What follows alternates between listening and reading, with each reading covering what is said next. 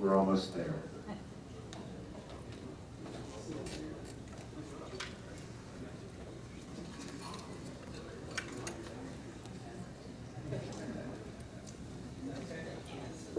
Anybody else out there? Do we have, okay, all right, great. Well, welcome back, everybody. It's Sunday morning, and weren't all atheists, we'd probably be in church. How do you feel?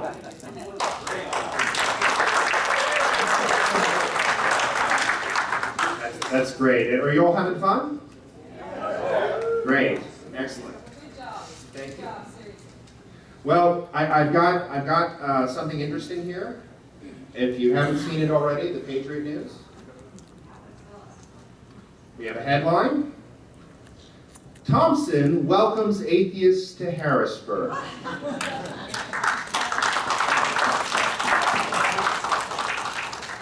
I'm going to read you the first two paragraphs. And the Patriot News, if you don't know, puts everything up on penlive.com. So if you're out of the area and you don't generally get the Patriot News, check out their website. This is an interesting article. We'll also try to disseminate it as well. But it was the last place anyone would expect Harrisburg's fervently religious mayor to be Saturday morning. Yet, there stood Mayor Linda Thompson welcoming a packed room of atheists to the capital city during the first Pennsylvania State Atheist Humanist Conference at the Crown Plaza Hotel in Harrisburg.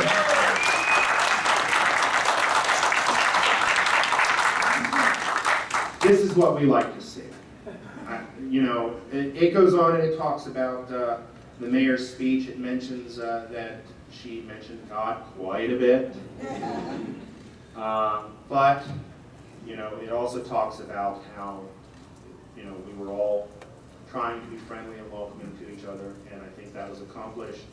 And for everybody's part in that, I'm very appreciative of that, and I'm glad it went off without a hitch, and I'm glad to see that we're getting positive press about it, and that's always a good thing. And so this morning, first up, we have Sharon Hill, who is a local geologist, blogger. She has her own blog called Doubtful News, and she writes for all sorts of publications, and she's very active in the skeptic community.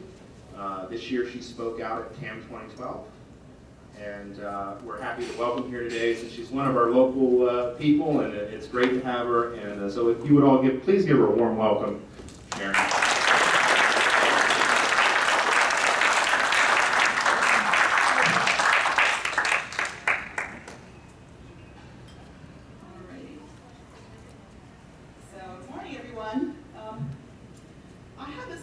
Different path to take this morning, I think.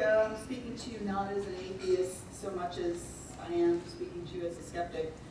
And there's a huge crossover between the two communities in quotes, but there's also strong opinions in each, often in opposition, and we're supposed to be free thinking, after all, and people in each circle have philosophical differences, and some hold ideas that are maybe uninformed or have goals that are impractical, and we aren't ever going to completely agree about everything, but we can agree on most things, important things.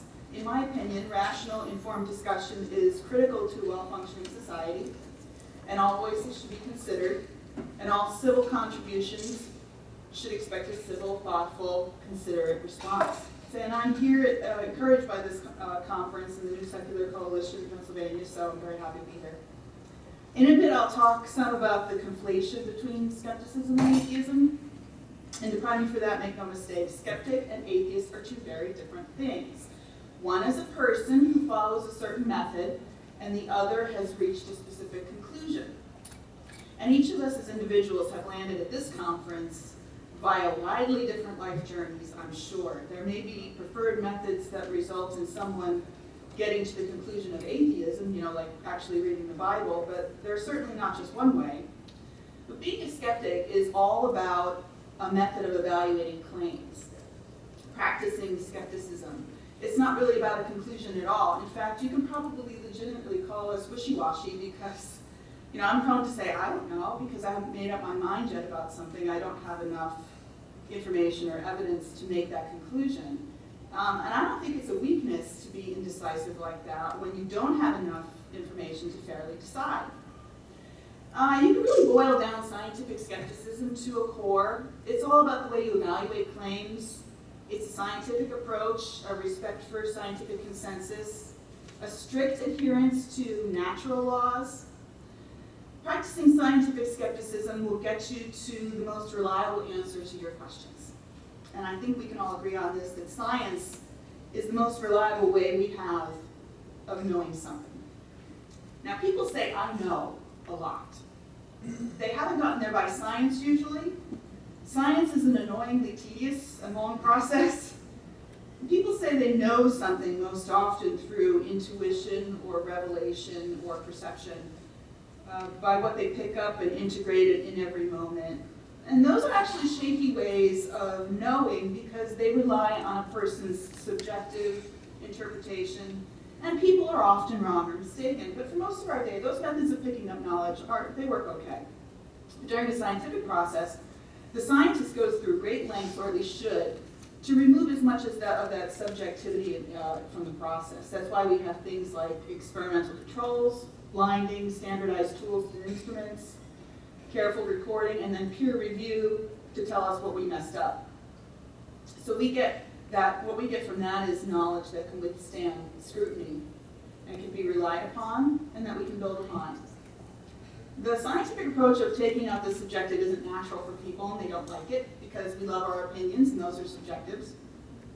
So when I apply skeptical methods to a claim and look for evidence, that makes people uncomfortable. They relied a lot, too much, on their perceptions, what they saw or heard or interpreted. But that's flawed, because we're all flawed instruments.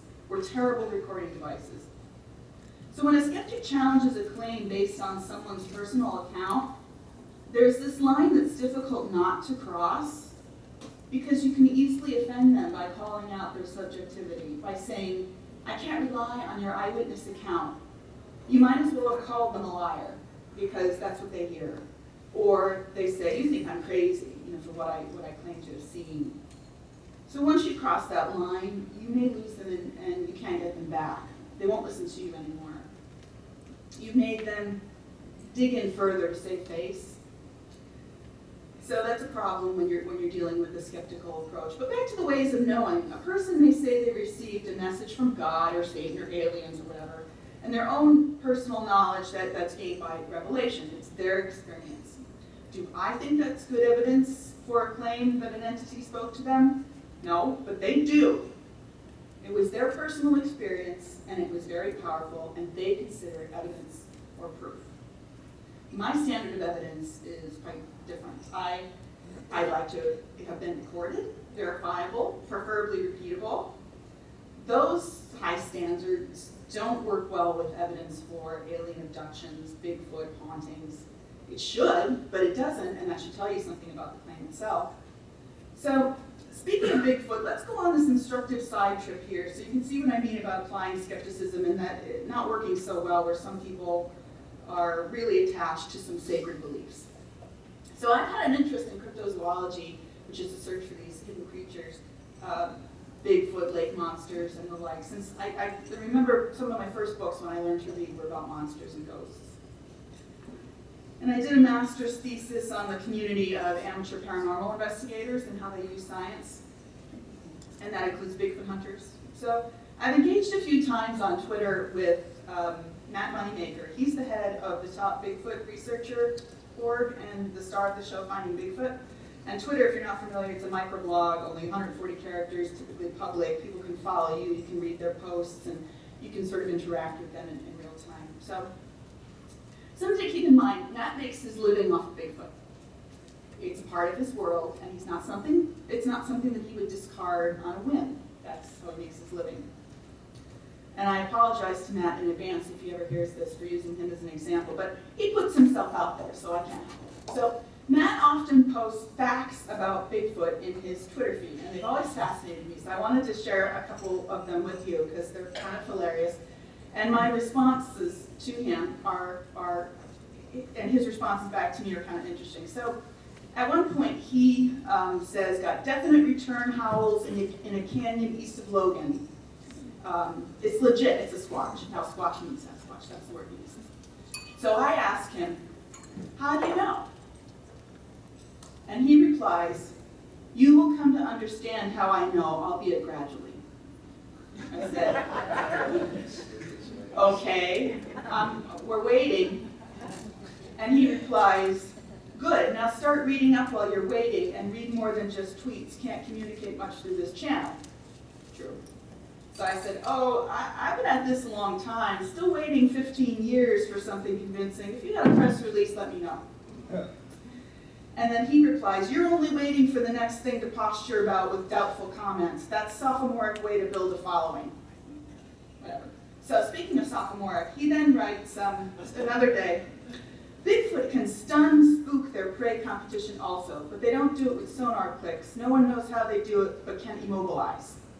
Bigfoot can stun a human within about 30 feet. The larger the Bigfoot, the more powerful the zap.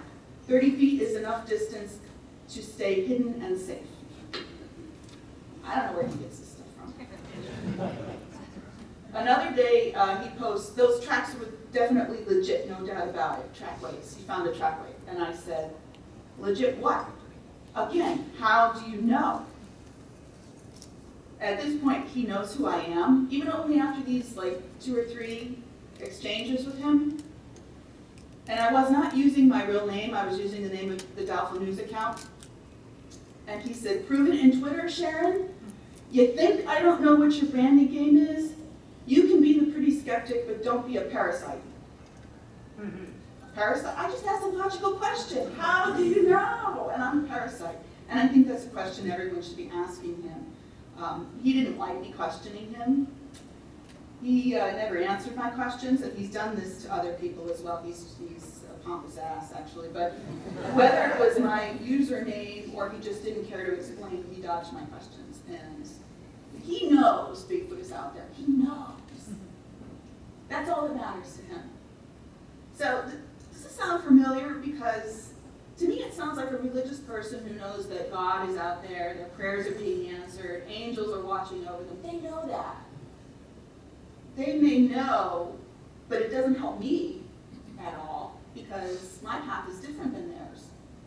My method is different from theirs. And my goal as a skeptic is to find the best answer to the question, not the one I like best or that sounds best. So what are these people experiencing when they say they've encountered Bigfoot? I mean, that's the question I want to know because they're upset about it or they think they've seen something. But Matt has, by default, assumed that Bigfoot is real and thus runs out and looks for him, and he sees him everywhere. He sees him behind a tree, he sees him, he hears him all the time. And, to say that he's investigating Bigfoot, that begs the question because he hasn't proved Bigfoot even exists, but he assumes that he's the cause of every situation that he encounters. So Matt's belief in Bigfoot is so strong that he can't fairly assess the alternatives. And it's very close to being religious. Skeptics aren't welcome. His belief is not open to challenge. And being on TV sort of exaggerates that effect, I think, so just keep that in mind. That he's, he wants to keep his show, he wants to keep his show interesting. I, on the other hand, have a completely different approach than paranormal believers. I think there's likely a more prosaic explanation, but that's not something that'll get me a TV show. Finding mundane explanations is not going to be a good TV show.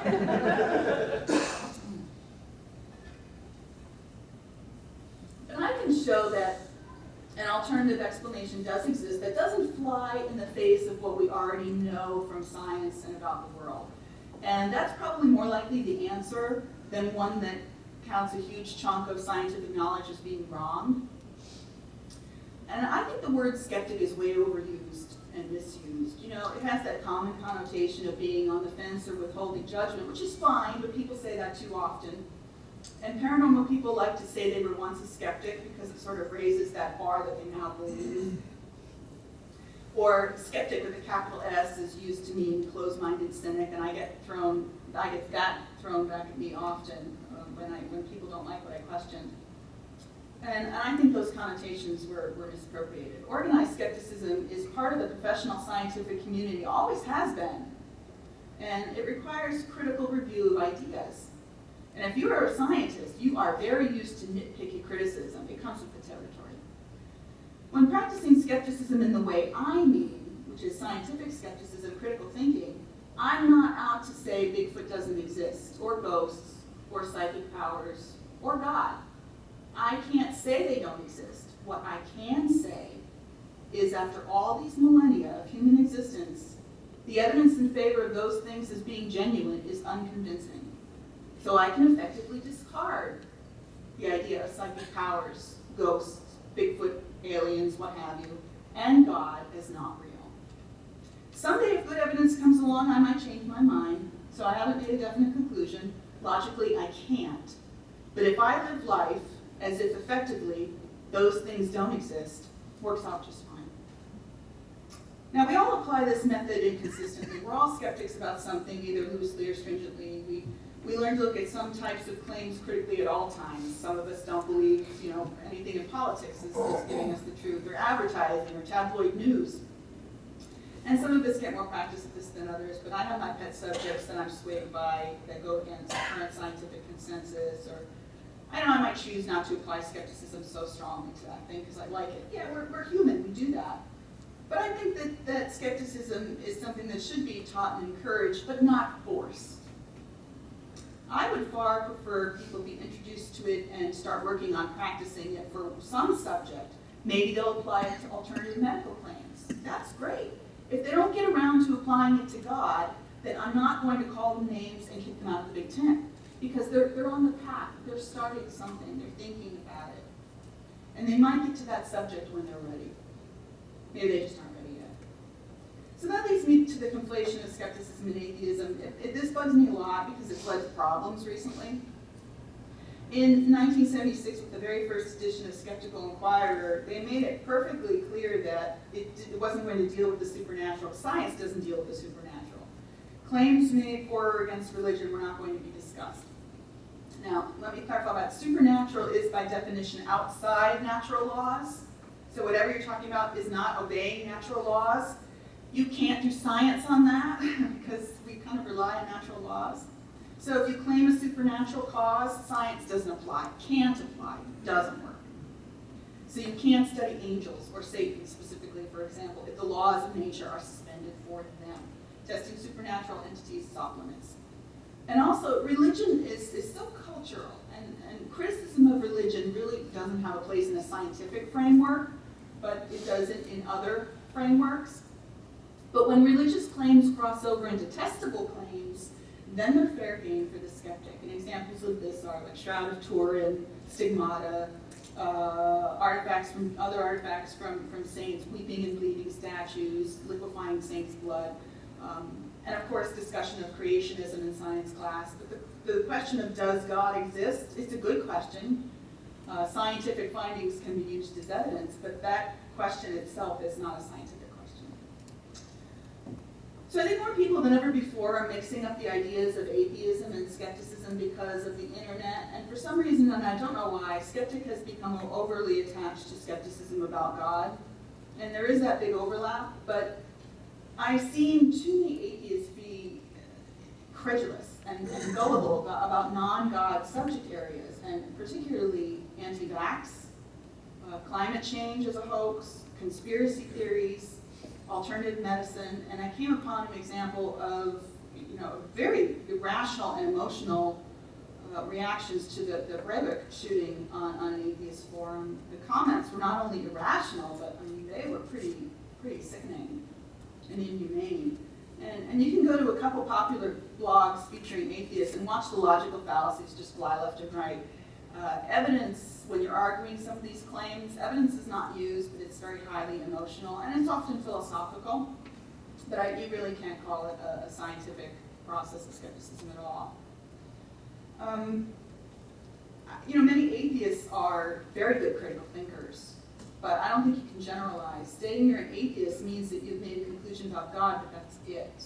Many have come to their conclusion via different pathways and not through scientific skepticism. So I think that by establishing that skepticism and atheism are clearly different things, there's no excuse for a website or an event or a group or whatever to call themselves skeptics when the real topic is about religion as a cultural and philosophical issue. It's related, but it's not the same. And I'm not making this stuff up. It's not just my opinion. I don't like when people make stuff up. That's why I have beef with Matt and Bigfoot people. So, but I'm looking for a foundation, and I want to know something that works and something to build upon. And I didn't join the Skeptic Club last year and decide I'm a skeptic. And just like with a new job or new hobby, I tried to learn, and I listened, and I asked questions, and I tested out my voice, and I got a lot of criticism, and I try to make it better the next time. So I think good advice for some new people that are coming into the atheism and skepticism communities are to spend some time building your base in the topic. Many of the people that are online coming to these conferences, and there's a lot of them, these ideas are fairly new to them, and they don't realize how many times a single issue has been just, beaten to death already, written about, talked about, argued about. And unfortunately, some people would rather hear themselves talk than listen. But I think we need to listen more, especially to the other side, maybe even the believers, because there's something we can learn from them. Stepping in and taking over and declaring you're running the joint, that's not what free thinking is about. So I'm back to that idea of just having voices in civil discussion, and that's what's going to get you someplace. That's what's going to get you someplace moving forward. Particular problems in the skeptic and atheist communities, both in the past year, have been centered around allegations of sexism, disagreement about tone, conflation of atheism and skepticism, and methods and goals for activism. Not that many people have asked for opinions about those subjects, but they talk about them a lot. Or we see pronouncements about what is supposed to be, or this or that, in online forums, comment sections of blogs and social medias. Dissenting opinions have been suppressed. Now, these particular issues maybe have a best solution, but they don't have the right one solution for everyone. I don't think that we're going to get to the total answer of how to deal with sexism or what's the best tone to use, because it's complicated. I mean, you're going to need different solutions for different problems. So it's unclear, and there'll be problems. And being uncivil to each other isn't helpful. When we block or unfriend someone we thought was on the same team, we derail that progress. And that's sad, because I think a strong community is the key to making a difference. And as an example, last July at the amazing meeting, I was asked to moderate a panel on coalition building. And on that panel were David Niossi of American Humanists, Dave Silverman of American Atheists, Chris Stedman of Harvard Humanist Chaplaincy, and my friend Kitty Mervine, who actually deals with people who think they've been abducted by aliens. So I had an interesting panel. What was I supposed to do with this group, other than keep two of them from bickering constantly the whole time? They didn't. Everyone was great. They bickered afterwards, and they bicker yet today. But that's okay. They're usually civil to each other. But we look for common ground, and we certainly found common ground with the Reason Rally. And that was something that worked because all groups were equally represented. It was structured around a very specific goal. Everyone is equal, and it achieved something of great value. On the science side, many supporters of the National Center for Science Education are atheists, and they provide funding so that religious and political influences stay out of science, and the subjects such as evolution and climate change are taught as consensus, not as controversy. So those are the kind of issues that we can coalesce around. And I think numbers matter, and long-term goals matter, and interpersonal squabbles don't matter. They slow or halt that forward motion, and cooperation gets the job done. And we've clearly missed some opportunities where we haven't been communicating with each other, and we've missed opportunities to work together and maybe back some legislation that had an influence, or make a stand of something that would have had an influence, and we've missed some of those opportunities. So, I mean, it's disappointing that I've had to stop listening to some voices out there because I don't like their tone, or I don't like the name calling, or I've been told I'm an idiot and I don't know what I'm talking about, which I have. And I think that makes for really hard feelings, and you have to overcome those hard feelings, and you have these divisions. You know, do I dislike Matt Moneymaker or the dozens of other people who've been condescending or rude or vulgar? Yeah, kind of, but I dislike their behavior, but I don't hate them. I mean, I'd be fine to have a discussion with them because I can always learn from other people. And I think we can find common ground. I don't think that would be too hard. I've had great discussions with people who believe in hauntings, for example. You can always find some starting point, and it doesn't have to end in swearing or being unfriended. And I think coalitions between believers and skeptics, or believers and non-believers, are a really positive thing. We should do that. We should have more discussion forums and less stages and podiums, you know, lines in the sand, and more cooperation. You know, little steps in the same direction. And, you know, here I am behind the podium saying, what, you should do this, you should do that. Consider these suggestions. One thing I know that does work is networks. I have a small network of skeptical friends and fellow activists that I rely on to support me, share work and help each other out. And we make this net. We share things with each other. We make this net where, you know, it stretches out and we can reach more people this way. And it's been successful. And I think our online capabilities allows us to do that easier than ever before.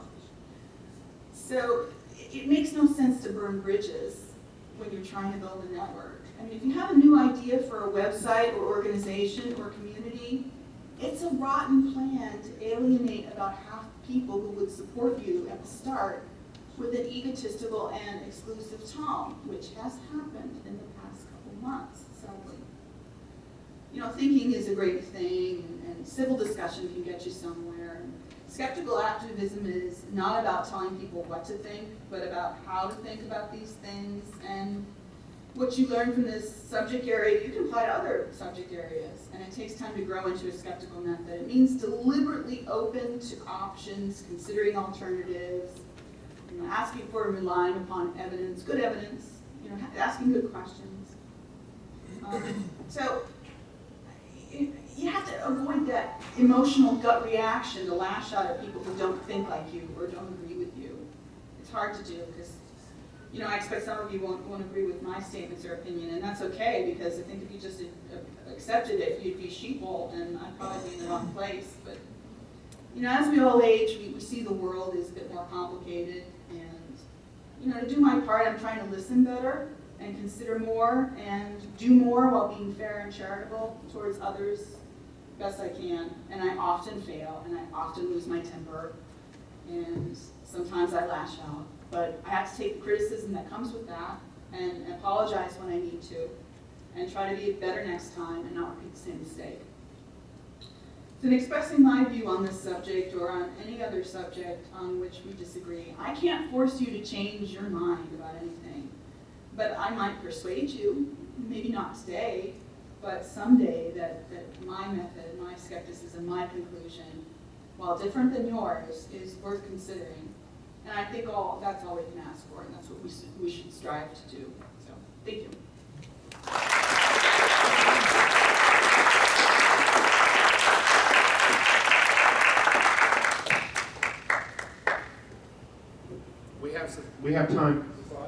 We have time for some Q&A if anybody wants to come up and ask questions.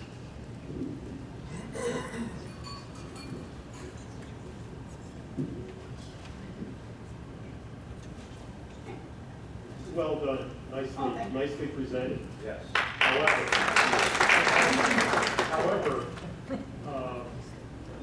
what is the quintessential quality that you would say you would look for in an ally,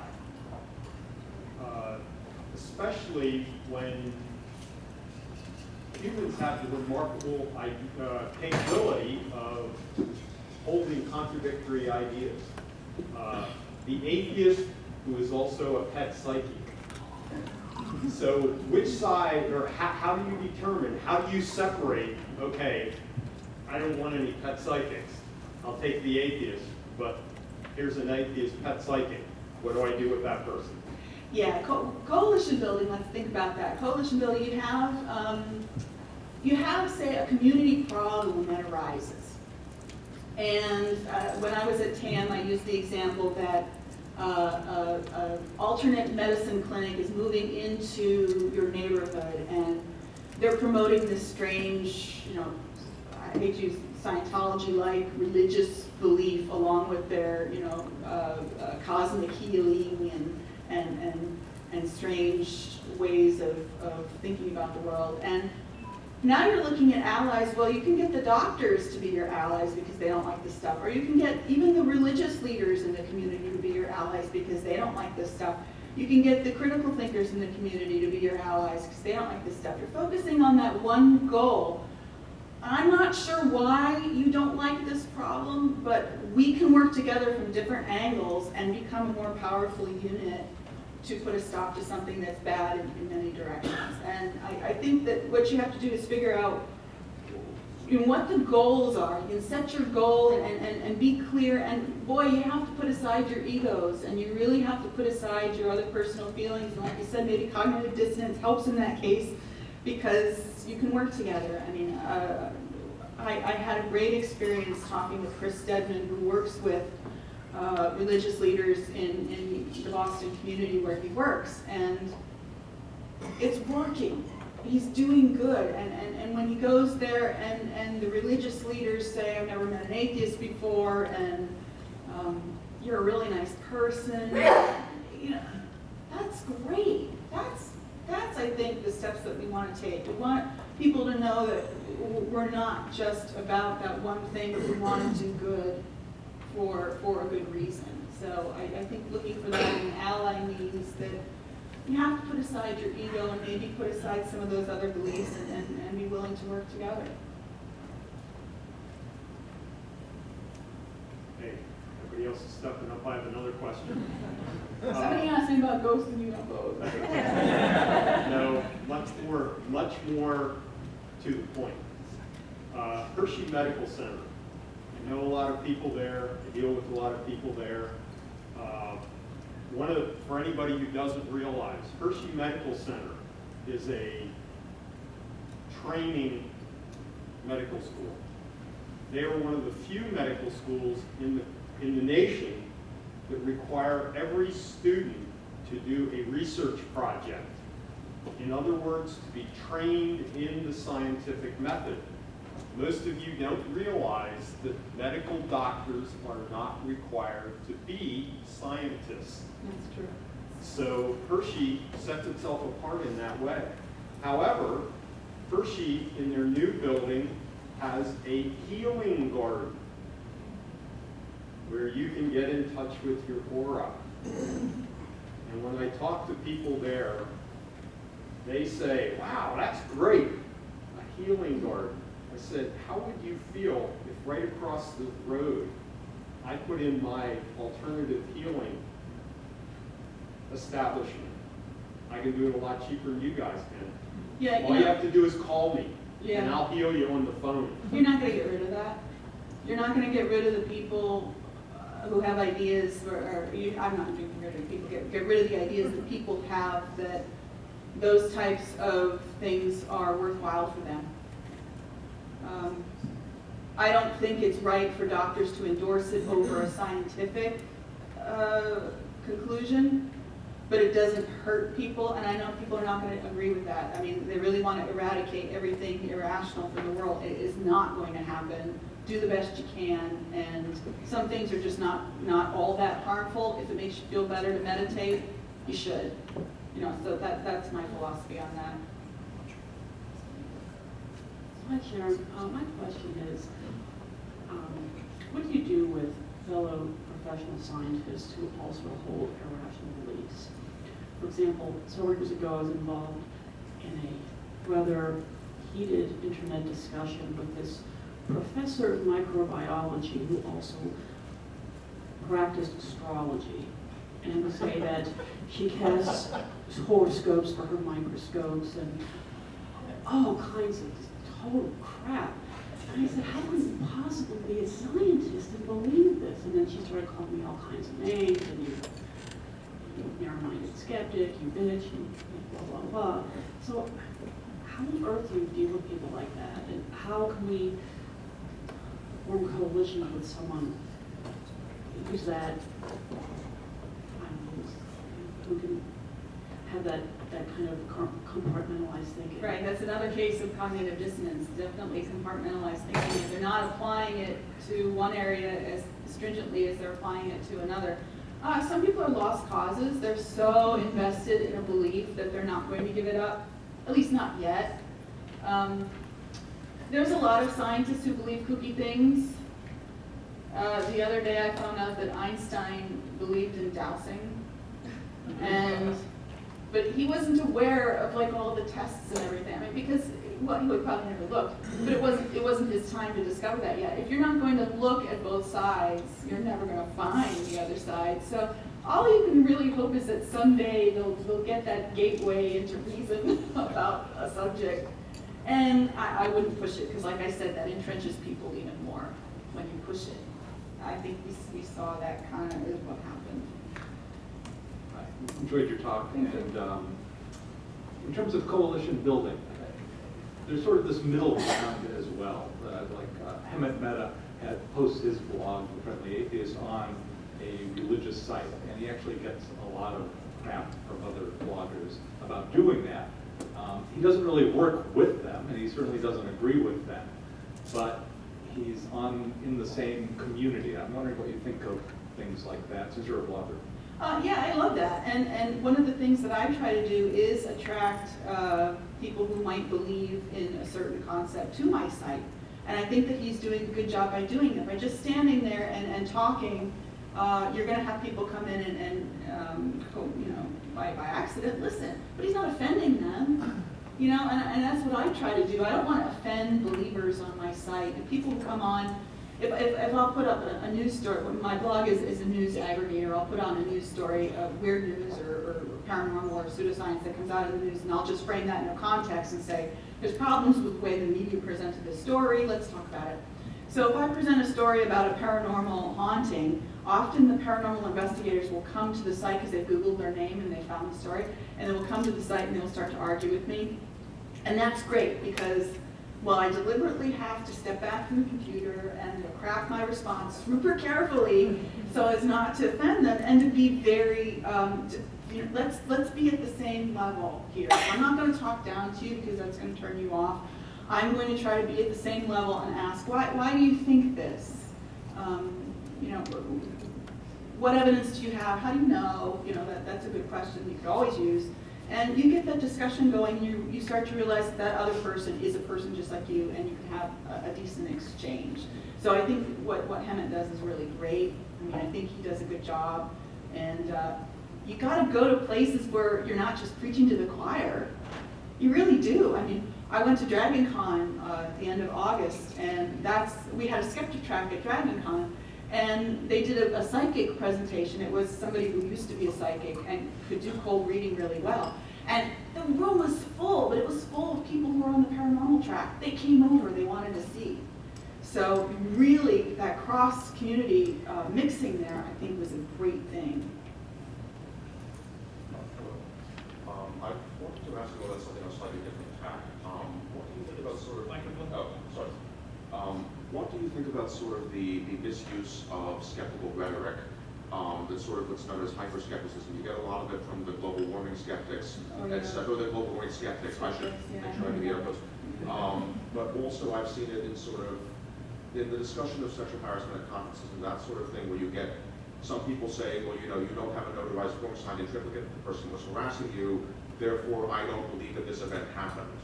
Or, like we don't have it on camera, etc. That there's a sort of, well, this is not an extraordinary claim, so we don't require extraordinary evidence kind of thing.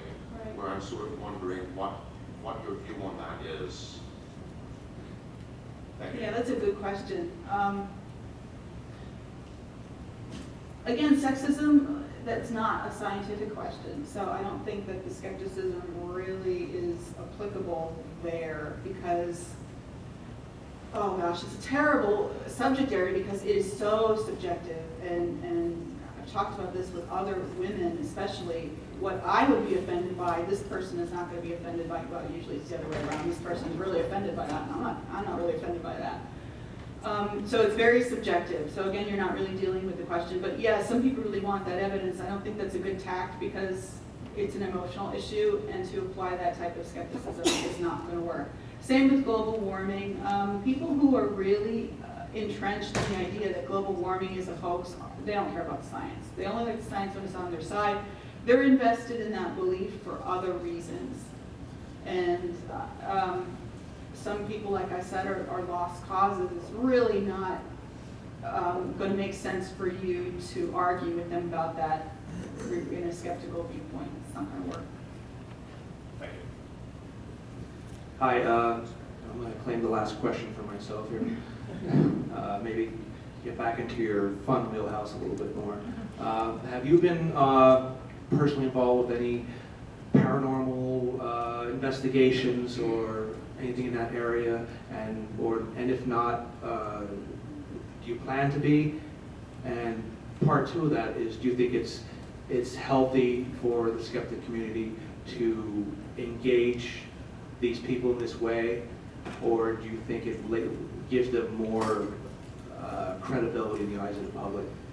They already have way too much credibility in the eyes of the public. What they do is they pretend to do science, and the people believe that that's what they're actually doing, which I think is one of the most harmful things they do, other than making people believe they have demons in their house, which is absolutely the worst thing they could do. But I haven't been involved in too many investigations. I did investigations on scientific questions, completely not related to the paranormal side. Sort of have that background, but I haven't done any of the paranormal because there isn't a paranormal group who would allow me to come in. But I have to say that since I've been putting articles out there and I have engaged with paranormal investigators, I'm trying to set up an interview right now with one who says he really does want to take a more scientific approach. So we're going to talk about that, and I hope it does lead to those types of investigations. I really want to go, but what I've seen is that local paranormal groups, they don't want any skepticism, they don't want their beliefs questioned, and they don't want the person with them to start saying, well, I'm not buying that, and this is silly. They don't want that, so they don't want me in there. There are some skeptical paranormal groups. There are a few, and they do a really good job. In fact, one that I know out in the Denver area, they're the ones that call the Child Protective Services when they go into a house and they see that this kid is not being haunted by a ghost, but they're being abused. Other paranormal investigators assume it's a paranormal thing, and they totally miss that aspect. I mean, it's really an ethical mess when you get into some of those things. So, yeah, I definitely like to try it. Lately I've been kind of busy, so I'm going to put that on my list of things to do. If anyone sees a Bigfoot or has any of those paranormal claims, let me know. All right, thank you very much.